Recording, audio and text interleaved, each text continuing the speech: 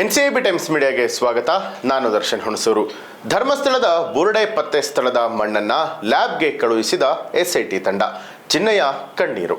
ಧರ್ಮಸ್ಥಳ ಗ್ರಾಮದ ಬುರುಡೆ ಕೇಸ್ನಲ್ಲಿ ಆರೋಪಿ ಚಿನ್ನಯ್ಯನಿಗೆ ಬುರುಡೆ ತಂದುಕೊಟ್ಟಂತಹ ಸೌಜನ್ಯಾಳ ಮಾವ ವಿಠಲಗೌಡನ ಸ್ಥಳ ಮಹಜರು ನಡೆಸಿದಂತಹ ಸ್ಥಳದ ಮಣ್ಣನ್ನ ವಿಧಿವಿಜ್ಞಾನ ಪ್ರಯೋಗಾಲಯಕ್ಕೆ ಎಸ್ಐಟಿ ತಂಡ ಕಳುಹಿಸಿಕೊಟ್ಟಿದೆ. ಈ ಸ್ಥಳದಲ್ಲಿ ಮತ್ತೆ ಎಲುಬಿನ ಅವಶೇಷಗಳು ಪತ್ತೆಯಾಗಿದೆ ಅಂತ ಹೇಳಲಾಗಿದ್ರು ಕೂಡ ಎಸ್ಐಟಿ ಅದನ್ನ ಇನ್ನೂ ಕೂಡ ದೃಢಪಡಿಸಿಲ್ಲ.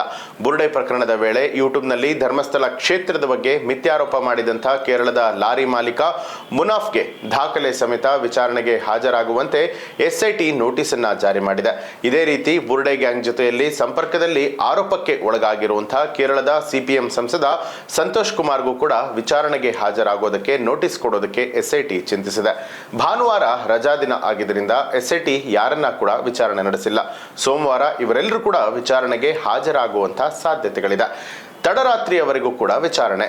ಬುರುಡೆ ಕೇಸ್ನಲ್ಲಿ ಸೌಜನ್ಯ ಪರ ಹೋರಾಟಗಾರ ಜಯಂತ್, ಗಿರೀಶ್ ಮಟ್ಟಣ್ಣನವರ್, ಯೂಟ್ಯೂಬರ್ ಅಭಿಷೇಕ್ನನ್ನ ಶನಿವಾರ ತಡರಾತ್ರಿಯವರೆಗೂ ಕೂಡ ಎಸ್ಐಟಿ ವಿಚಾರಣೆಯನ್ನ ನಡೆಸಿತು. ಅಲ್ಲದೆ ಮತ್ತೆ ವಿಚಾರಣೆಗೆ ಹಾಜರಾಗುವಂತೆ ಎಸ್ಐಟಿ ನೋಟಿಸ್ ಅನ್ನ ಕೊಟ್ಟಿದೆ. ಆದರೆ ಭಾನುವಾರ ಯಾವುದೇ ವಿಚಾರಣೆಯನ್ನ ನಡೆಸಿಲ್ಲ. ಶನಿವಾರ ರಾತ್ರಿ ವಿಠಲಗೌಡ ಹಾಗೆ ಆತನೊಂದಿಗೆ ಇದ್ದಂತಹ ಪ್ರದೀಪ್ ಗೌಡನನ್ನ ಎಸ್ಐಟಿ ವಿಚಾರಣೆಯನ್ನ ನಡೆಸಿ ಸ್ಥಳ ಮಹಜರಿಗೂ ಕೂಡ ಕರೆದುಕೊಂಡು ಬಂದಿದ್ದು ತಲೆಬುರುಡೆಗೆ ಸಂಬಂಧಿಸಿ ಸಾಕಷ್ಟು ಮಾಹಿತಿಗಳನ್ನ ಕಲೆ ಹಾಕಿದೆ. ಇಂದು ವಿಠಲಗೌಡನ ಬಂಧನ ಆಗುವಂತಹ ಸಾಧ್ಯತೆ. ತನಿಖೆಗೆ ಹೊಸ ತಿರುವನ್ನ ಕೊಟ್ಟಂತಹ ತಲೆಬುರುಡೆ ರಹಸ್ಯ ಪ್ರಕರಣದಲ್ಲಿ ತಾನೇ ಬಂಗ್ಲಗುಡ್ಡ ಕಾಡಿನಿಂದ ತಲೆಬುರುಡೆಯನ್ನ ತಂದುಕೊಟ್ಟಿರುವುದನ್ನ ಸೌಜನ್ಯ ಮಾವ ವಿಠಲಗೌಡ ಎಸ್ಐಟಿ ತನಿಖೆಯ ವೇಳೆಯಲ್ಲಿ ಒಪ್ಪಿಕೊಂಡಿದ್ದಾರೆ. ಈಗ ವಿಠಲಗೌಡ ಕರೆದುಕೊಂಡು ಸ್ಥಳವನ್ನ ಮಹಜರು ಮಾಡಲಾಗಿದ್ದು ತಲೆಬುರುಡೆ ತಂದಂತಹ ರಹಸ್ಯ ಬಯಲಾದಂತಹ ಹಿನ್ನೆಲೆಯಲ್ಲಿ ಯಾವುದೇ ಕ್ಷಣದಲ್ಲಿ ವಿಠಲಗೌಡನನ್ನ ಎಸ್ಐಟಿ ಬಂಧಿಸುವಂತಹ ಸಾಧ್ಯತೆಗಳು ಕೂಡ ಇದೆ. ಬುರುಡೆ ಗ್ಯಾಂಗ್ಗೆ ಆರೋಪಿ ಚಿನ್ನಯ್ಯನ ಪರಿಚಯಿಸಿದ್ದೇ ಸೌಜನ್ಯ ಮಾವ ವಿಠಲಗೌಡ. ಈ ಮೂಲಕ ಚಿನ್ನಯ್ಯನ ಪರಿಚಯಿಸಿ ಬಂಗ್ಲೆಗುಡ್ಡ ಕಾಡಿನಿಂದ ವಿಠಲಗೌಡ ಬುರುಡೆಯನ್ನ ಕೂಡ ತಂದುಕೊಟ್ಟಿದ್ರು.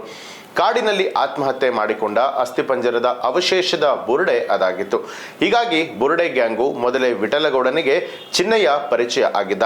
ನೇತ್ರಾವತಿ ನದಿ ಪರಿಸರದಲ್ಲಿ ಅನಾಥ ಶವ ಹಾಗೆ ಆತ್ಮಹತ್ಯೆ ಮಾಡಿಕೊಂಡಿರುವಂತಹ ಪ್ರಕರಣಗಳ ಶವಗಳನ್ನ ಚಿನ್ನಯ್ಯ ಹುಡುತಾ ಇದ್ದಂತಹ ಮಾಹಿತಿ ವಿಠಲಗೌಡನಿಗೆ ತಿಳಿದಿತ್ತು. ಅದರಂತೆ ಗಿರೀಶ್ ಮಠಣ್ಣನವರ್ ರೂಪಿಸಿದ್ದ ಪ್ಲಾನ್ಗೆ ಚಿನ್ನಯ್ಯ ಪಾತ್ರಧಾರಿ ಕೂಡ ಆಗಿದ್ದ. ಈ ಪ್ಲಾನ್ ಅನ್ನ ಕಾರ್ಯಗತಗೊಳಿಸುವುದಕ್ಕೆ ಬುರುಡೆ ತಂಡ 2014ರಲ್ಲಿ ಧರ್ಮಸ್ಥಳ ಬಿಟ್ಟಿದ್ದಂತಹ ಚಿನ್ನಯ್ಯನಿಗಾಗಿ ಹುಡುಕಾಟವನ್ನ ನಡೆಸಿತ್ತು. ವಿಠಲಗೌಡ ಕೊಟ್ಟಿದ್ದಂತ ಮಾಹಿತಿಯಂತೆ ಚಿನ್ನಯ್ಯನ ಹುಡುಕಾಟ ನಡೆಸಿದಾಗ ಕೊನೆಗೆ ಚಿನ್ನಯ್ಯ ಕೂಡ ಸಿಕ್ಕಿದ್ದ. ಸಂದರ್ಶನದಲ್ಲಿ ಒಪ್ಪಿಗೆಯನ್ನ ಸೂಚಿಸಿರುವಂಥದ್ದು. ಬಂಗ್ಲಗುಡ್ಡ ಕಾಡಿನಲ್ಲಿ ಅಸ್ಥಿಪಂಜರ ಇರುವಂತಹ ರಹಸ್ಯ ವಿಠಲಗೌಡನಿಗೆ ಮೊದಲೇ ಗೊತ್ತಿತ್ತು. ಧರ್ಮಸ್ಥಳ ನೇತ್ರಾವತಿ ಕಾಡಿನಲ್ಲಿ ತಲೆಬುರುಡೆಗಳಿದೆ ಅನ್ನೋದನ್ನ ವಿಠಲಗೌಡ ಮೊದಲೇ ಹೇಳಿದ್ದ.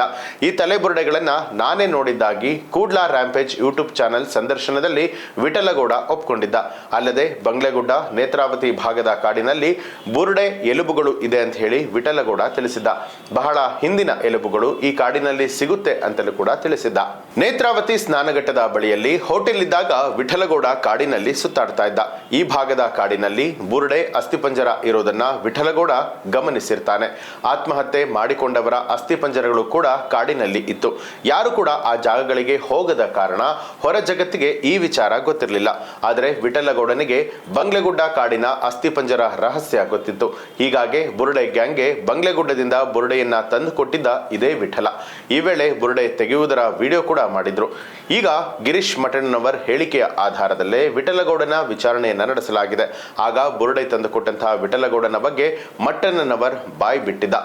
ಬುರುಡೆ ತರೋದಕ್ಕೆ ಸಾಥ್ ಕೊಟ್ಟಿದ್ದು ಯಾರು ಹಾಗಿದ್ರೆ? ಬಂಗ್ಲಗುಡ್ಡ ಕಾಡಿನಿಂದ ಬುರುಡೆ ತರೋದಕ್ಕೆ ವಿಠಲಗೌಡನಿಗೆ ಸಹಕರಿಸಿದ್ದು ಯಾರು?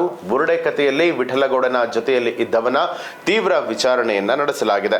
ಬಂಗ್ಲೆಗುಡ್ಡ ವಿಠಲಗೌಡನ ಜೊತೆಯಲ್ಲಿ ತೆರಳಿದ್ದ ಪ್ರದೀಪ್ ಗೌಡನ ತೀವ್ರ ವಿಚಾರಣೆಯನ್ನ ಕೂಡ ನಡೆಸಲಾಗಿದೆ. ವಿಠಲನ ಜೊತೆಯಲ್ಲಿ ಪ್ರದೀಪ್ ಗೌಡ ಕಾಡಿಗೆ ಹೋಗಿರುವಂತಹ ಮಾಹಿತಿಯನ್ನ ಕೂಡ ಎಸ್ಐಟಿ ಪಡೆದಿದೆ. ಕತ್ತಿ ಹಾಗೂ ಗೋಣಿಚೀಲ ಹಿಡಿದುಕೊಂಡು ಪ್ರದೀಪ್ ಗೌಡ ಕೂಡ ಕಾಡಿಗೆ ಹೋಗಿದ್ದ. ಬಂಗ್ಲೆಗುಡ್ಡದಲ್ಲಿ ಬುರುಡೆ ಇರೋದನ್ನ ಇಬ್ಬರು ಕೂಡ ರಾತ್ರಿ ವೇಳೆ ಅಲ್ಲಿಗೆ ತೆರಳಿ ಖಾತರಿ ಪಡಿಸಿಕೊಂಡಿರುವಂತದ್ದು ಈ ಒಂದು ವಿಚಾರಣೆಯಲ್ಲಿ ತಿಳಿದು ಬಂದಿದೆ. ಪ್ರತಿದಿನ ಹೊಸ ರೀತಿಯಾದಂತಹ ತಿರುವನ್ನ ಪಡೆದುಕೊಳ್ತಾ ಇರುವಂತಹ ಈ ಒಂದು ಧರ್ಮಸ್ಥಳ ಪ್ರಕರಣಕ್ಕೆ ಸಂಬಂಧಪಟ್ಟ ಹಾಗೆ ನಿಮ್ಗೆ ಏನ್ ಅನ್ಸುತ್ತೆ ಅನ್ನೋದನ್ನ ಕಮೆಂಟ್ ಮಾಡಿ ತಿಳಿಸಿ. ಹಾಗೆ ನೀವಿನ್ನು ಕೂಡ ನಮ್ಮ ಚಾನೆಲ್ ಅನ್ನ ಸಬ್ಸ್ಕ್ರೈಬ್ ಮಾಡಿಲ್ಲ ಅನ್ನುವಂಥದ್ದಾದ್ರೆ ಈಗಲೇ ಸಬ್ಸ್ಕ್ರೈಬ್ ಮಾಡಿ ಬೆಲ್ ಐಕಾನ್ ಒತ್ತಿ.